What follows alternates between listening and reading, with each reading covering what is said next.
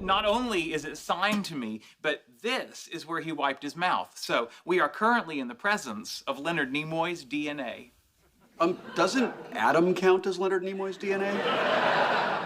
No offense, but this is pure 100% Nimoy. Now, because of your mother, you're only 50%. Which isn't bad, but anything that you wipe your mouth on gets thrown away. Okay, enough about the napkin. What else are you hiding in there? Now, wouldn't you like to know? I would. All right, then. See, it's just my valuables. We got my passport, my will. You have a will? Yeah, my 1/18 scale Will Wheaton action figure. Yeah, I also have the other kind of will. And in it, I will my will back to Will. Will Will want it? Will won't. Oh, what's that ring box? Oh, that is an engagement ring that I was going to give my girlfriend, Amy. What? You bought her a ring? No, this has been in my family for generations. No, except for a short time when Comanches cut off my great-great-great-grandmother's finger and stole it. Sheldon, that's awful. No, the Texas Rangers tracked them down to their village and slaughtered every last one of them. It was a happy ending. Well, for my 9-fingered Nana. Okay, back to the ring. Does Amy even know about this?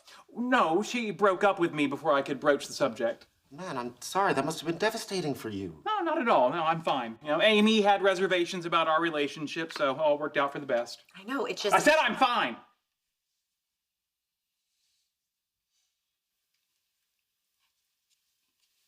We've gotten a little off topic. Allow me to make things entertaining again in this little Spockumentary.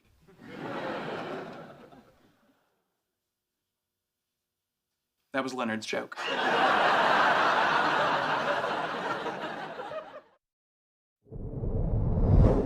As a child, when faced with a dilemma, my mother encouraged me to ask, what would Jesus do?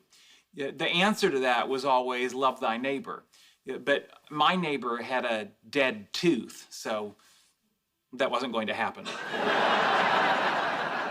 But that's why I changed it to what would Spock do?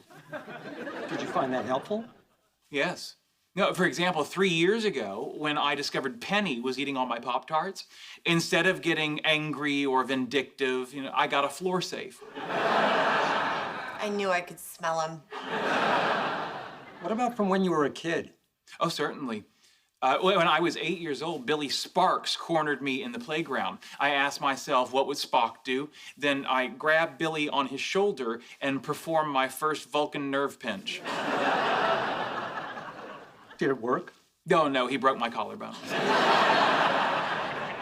I can still hear it click. Well, that must have been very upsetting for you. Oh, not at all. As I said, the entire point of emulating Spock was to rise above human emotion, which I've spent a lifetime mastering. Oh, Yeah.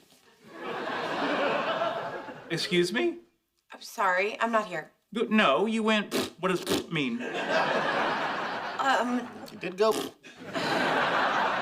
fine. Well, Sheldon, I'm no expert, but aren't you completely missing the point of Spock? I mean, he liked to act like he had no emotions, but he was still half human.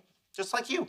I'm just saying, you pretend you don't, but you have feelings just like everybody else.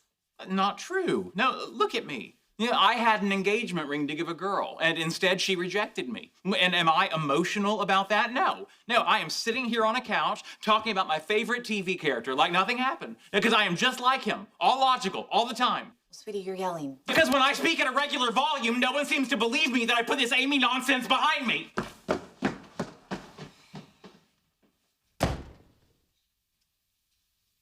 This documentary is going to be awesome.